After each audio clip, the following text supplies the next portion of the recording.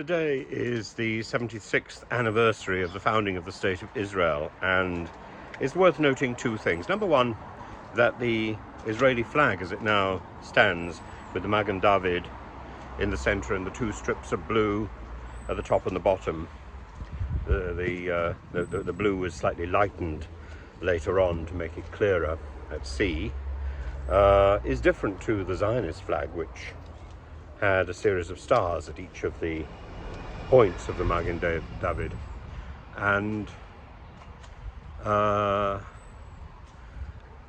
it reflects the not only the blue of the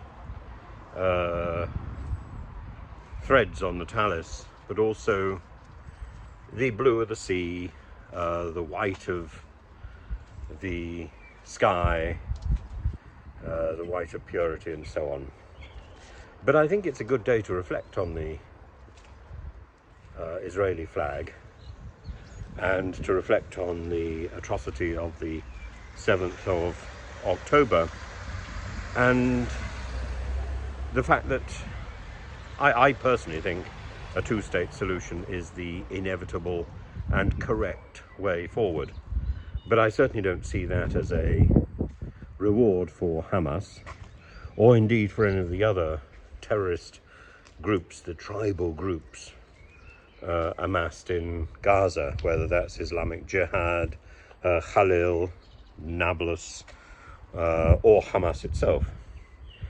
The terrorism must not be something that is accepted, but the idea of a terrorist laying down their bombs and their weapons and embracing the ballot box, that is something that is embedded in the history of Israel, as it's embedded in the history of Northern Ireland, and a future for terrorists is possible.